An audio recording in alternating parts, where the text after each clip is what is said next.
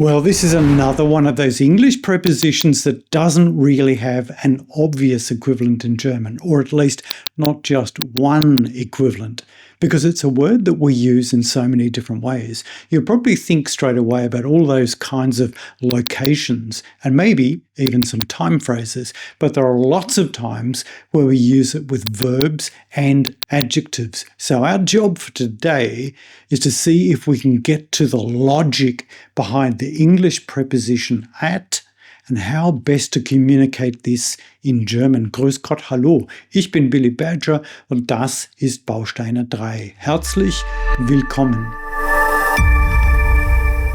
So to make this a bit easier to follow, I want to break this down into 4 main categories. We're going to have locations, time phrases, adjectives and verbs where we would use at in English. And then we're going to dig a bit deeper into all of the different ways within each category that we'd say the same thing in German. So let's start off with our first category, locations. This is probably, I'd say, our biggest category.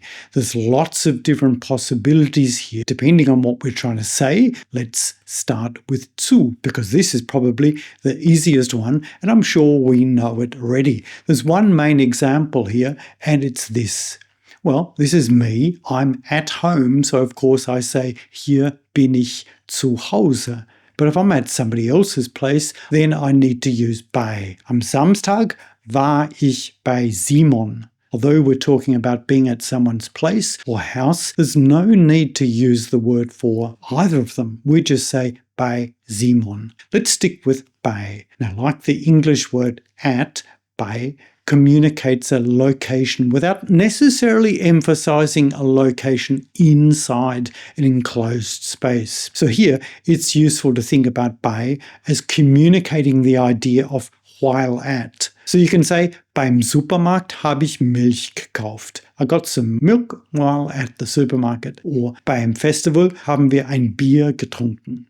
But we'll also use bei for professional or work-related locations. Ich war beim Arzt. Or similarly, I can say, ich bin bei der Arbeit. I'm at work. Or arbeitet bei Siemens. Moving on now, we can also use auf for some locations. And these are ones I think that often involve public institutions or areas, maybe like banks, post offices, markets, and even universities. Let's check out some examples. Ich war auf der Bank und habe ganz viel Geld abgehoben. Or maybe auf der Post kaufte sie ein paar Briefmarken. Auf dem Markt kaufen wir frisches Gemüse. Or maybe arbeitet nicht, ist noch auf der Uni. We can also use auf for locations that are events, where perhaps in English we'd likely use the preposition at, like in these examples. Wir waren letztes Wochenende auf einer Party. We were at a party. Or maybe instead, in Deutschland waren wir auf einem Konzert.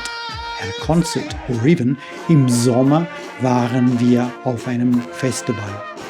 And then there are a number of locations where we use at in English, but we use an in German. And these are, I think, a little bit more obvious. When we use an, we're indicating that we are close to something, very close to something, and not really inside it. We're perhaps at a particular position or at the end of something or the edge of something. So it makes sense for us to say, ich warte an der Bushaltestelle. Similarly, we'd say, sie steht an der Ecke, at a corner. And there'll be places where the location is at the edge of something. And I think it's easiest to see here. Ich bin am Hafen. The harbour is over there and I'm at the edge of it.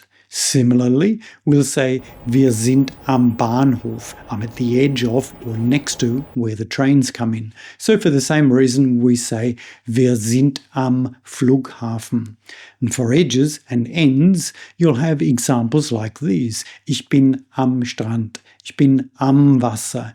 Wir sind an der Grenze. Or das Haus ist am Ende der Straße. Well, that's our first category, locations. So let's move on to our second one, time phrases, and it's a quick one as we've only got 3 main examples. First of all, time of day. If your bus comes at 8 a.m., then you'll say, der Bus kommt 8. Another time we use an equivalent of at in German is with weekends. Am Wochenende gab es eine Autoausstellung, or das Haus wurde am Wochenende verkauft. And then we use at with ages. So I might say, for example, mit 18 habe ich ein Motorrad gehabt. Or mit 40 machten wir eine lange Fahrradtour in der Schweiz. Well, this brings us now to our third category and the question of how we use the equivalent of at in German with some adjectives. We often say things like, he was good at English, where we're thinking about subjects at school. Here we can use in. Er war gut in Englisch. Or sie ist gut in Deutsch. Similarly, you could say, sie ist gut im Laufen. Or sie ist gut im Schreiben. But for the most part, I think it's going to be better for other skills or other talents to use no preposition at all along with the correct verb. So, for example, er kann gut Rad fahren. Sie kann sehr gut Klavier spielen. Or er kann gut schreiben.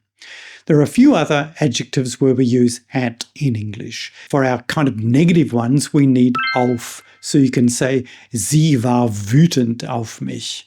Er ist immer noch sehr böse auf mich, and so on. And for expressing a kind of surprise, you'll often use ÜBER.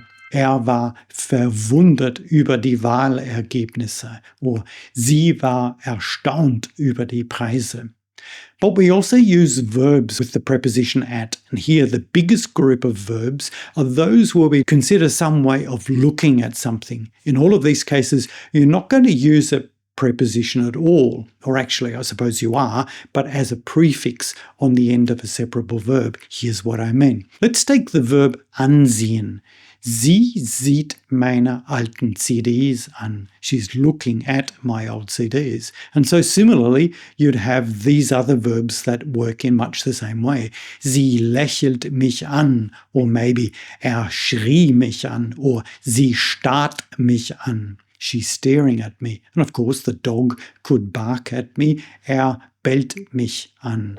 But there are other possibilities too where we need to use different prepositions. And now it's your turn. Let's see how you go at translating these 5 sentences into German, and we'll come back with the answers at the end. And to make it a little bit easier, I'll make it multiple choice. So here's our first one. He laughs at a joke. So what is at in this situation? Auf, über, or an? You decide while we move on to the next one. She laughs at me in a perhaps unhelpful way. Do we need an, auf, über, or maybe no preposition at all? Number 3, she throws a snowball at me. Do we need auf, an, or something else? What about she aimed at me? Is this auf, an, or something else? All right, number 5, she waved at him. Which preposition do we need here? An, auf, or something else? Let's see how we went. Laughing at a joke, über. Er lacht über den Witz.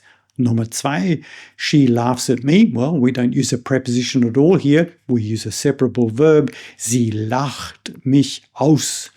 Nummer 3, the snowball. We've got a couple of options here. Sie warf den Schneeball nach mir. So we're using nach along with the dative if we use the verb werfen. But we can also use the verb bewerfen, in which case you will be the direct object and we use mit for the snowball.